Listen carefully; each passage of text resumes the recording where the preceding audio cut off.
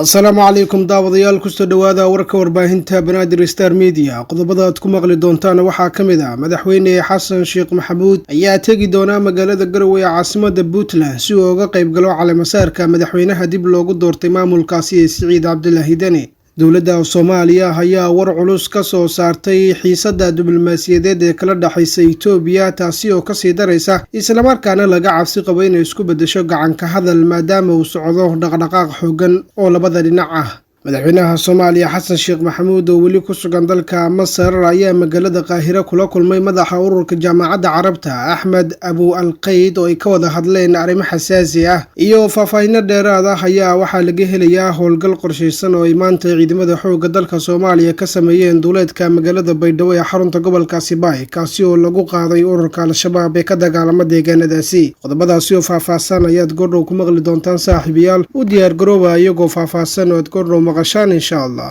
aan ku bilaabay sida hordhac warkeen aad ku maqleyseen madaxweynaha Soomaaliya Xasan Sheekh Maxamuud ayaa tagi doona magaalada Garowe ee caasimadda Puntland si uu uga qayb galo caleemasaarka madaxweynaha dib loogu doortay maamulkaasi Puntland ee Siciid Cabdullaahi Dani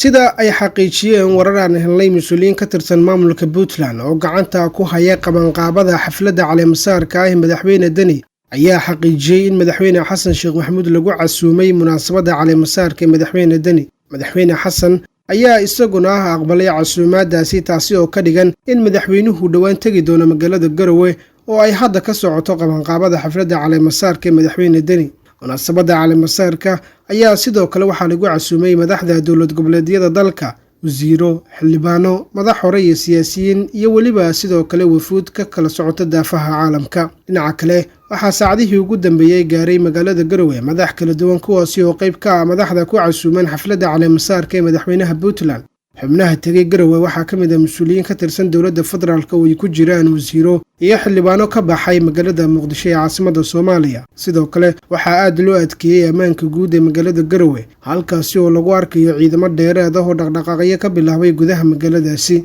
si kastaba ha ahaatee khilaafka u dhaxeeya dowladda federaalka ee Soomaaliya iyo maamulka Puntland ayaa weli halkiisii ka sii socda waxaana la filayaa in dib u doorashada Siciidani ay dowladda federaalka ay muujiso dabac siyaasadeed si loo soo afmeero khilaafka daba dheeraaday ee u dhaxeeya Puntland iyo dowladda dhexe dowladda Soomaaliya ayaa war cusub ka soo saartay xiisadda diblomaasiyadeed ee kala dhaxaysa Itoobiya taasi oo ka sii daraysa isla markaana laga cabsi qabo inay isku bedesho gacan ka hadal maadaama uu socdo dhaqdhaqaaq aad u xooggan wasiiru dowlaha wasaaradda amniga gudaha ee Soomaaliya Maxamed Cali Xagaa oo ka qayb galay dood ku aadanayd kiiska badda ayaa shaaca ka qaaday inay habboon tahay in fadhiga laga kaco maadaama baddeena iyo dhulkeena ay soo damaaciyeen dowladda Itoobiya way timid wayna damacday ma ogaan laha inay jabinayso heshiisyadii caalamka oo dhan weligeedna waan isiinay Itoobiya ayuu yiri wasiiru dowlaha amniga sidoo kale wuxuu tilmaamay in qorshaha Itoobiya ee badda Soomaaliya uu mar hore soo bilowday isla markaana ay weligeed Itoobiya ku haminaysay inay la wareegto waxa uu sidoo kale tilmaamay in haddii ay arintani faraha ka baxdo dagaalna ay isku rogtay inay Soomaaliya ka go'an tahay inay dagaal la gasho Itoobiya ayna iska dhicin karno wasiirka ayaa tusaale u soo qaatay tallaabooyinkii ugu dambeeyay ee ay qaaday dowladda laguna celinayay diyaaradii ku soo xadgudubtay hawada Soomaaliya in aan Itoobiya la dagaalgeli karno waxa tusaale u ah labadii tallaabood ee aynu qaadnay kuna difaacnay hawadeena ayuu yiri wasiirka oo hadalkiisa sii wata hadalkan wasiirka ayaa ku soo aadaya iyadoo ay sii kululaanayso xiisadda labada wadan ee ka dhalatay heshiiskii ay ka wadi bishan gaareen Muuse Biixi iyo ra'iisul wasaaraha Itoobiya Abiy Ahmed madaxweyne Xasan Sheekh Maxamuud oo weli ku sugan dalka Masar ayaa magaalada Qaahira kula kulmay madaxa ururka Jaamacadda Carabta ee Axmed Abu Al-Qayd oo ay ka wada hadleen arrimo xasaasi ah ugu horeyn madaxweyne Xasan Sheekh ayaa ku bogaadiyay dalalka iyo guddoonka Jaamacadda Carabta mowqifka ay ku taageereen midnimada iyo madaxbannaanida Soomaaliya kadib xadgudubkii ay kula kacday dowladda federaalka Itoobiya madaxweynaha ayaa sidoo kale kaga mahadceliyay go'aanka guddoonka iyo dalalka ururka Jaamacadda Carabta ay kaga hor yimaadeen damaca gurcan ee ra'iisul wasaaraha Itoobiya kuna taageereen midnimada iyo madaxbannaanida Soomaaliya sidoo kale labada mas'uul ayaa isku xogwareystay amniga iyo istiraatiijiyadda badda cas ee marinka muhiimka ah ee Bab al-Mandab iyo xaaladda Geeska Afrika iyagoo dul istaagay cawaaqib xumada ka dhalanaysa tallaabooyinka qaar ee qariska tuurnimada ah ay maamulka Addis Ababa ay ku faragelinayaan midnimada dhuleed ee Jamhuuriyadda federaalka ee Soomaaliya. Dhanka kale madaxweyne Xasan Sheekh Maxamuud ayaa jaamacadda Carabta la wadaagay tallaabada ay qaadayso dowladdiisa ay ku aadan mowqifka midaysan ee shacabka Soomaaliyeed iyo dowladda Soomaaliyeed ay ku diideen damaca xukuumadda ra'iisul wasaaraha Itoobiya ee ka dhanka ah baddeena iyo dhulkeena.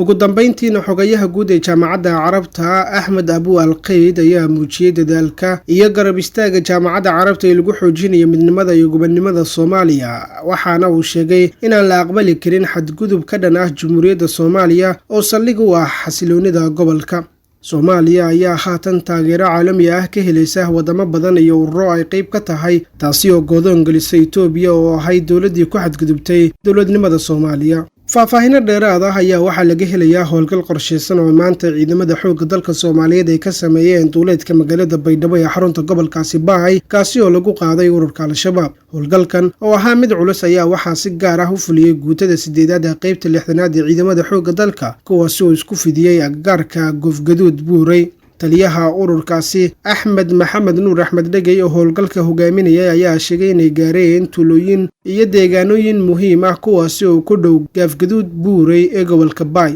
sidoo kale wuxuu intaasi ku daray inay burburiyeen maktab ay ku diiwaangelinayeen xubno cusub oo doonaya inay ku biiraan kooxda Al-Shabaab iyo sidoo kale meel lacag looga qaadi jiray dadka shacabka ay isticmaala wadooyinka galo gobolada Baay iyo Bokool. Mashaacin taliyuhu khasaaraha nafeed ee ka dhashay howlgalladan marka laga soo tago burburinta xarumaha ay Al-Shabaab ku lahaayeen halkaasi. dhanka kale ma jiro ilaa iyo hadda wax hadal ah oo ka soo baxay kooxda Al-Shabaab oo ku aadan howlgalladan ee guulaha ay ku sheegteen ciidanka federaalka ee Soomaaliya. xaaladda ayaa haatan ah mid aad u kacsan, waxaana weli dhaqdhaqaaqyo culus laga dareemayaa aagga magaalada Baydhabo ee xarunta ku-meel gaarka ah ee Koonfur Galbeed. gobolada Baay iyo Bokool ayaa waxaa weli ku xoogan dagaalyahanada Al-Shabaab oo inta badan go'doon geliyay magaalooyinka ay gacanta ku hayaan ciidamada dowladda iyo kuwa Koonfur Galbeed, taasi oo keentay inay xaalad adag ay galaan shacabka ku dhaqan goobahaasi ay maamulayaan ururka Al-Shabaab. qodobkaasi ayaa ugu dambeeyay saaxiibayaal, tan iyo kulan dambeynteena mar kale hawada dib ugu kulmi doono. waad mahadsantihiin, nabadgelyo.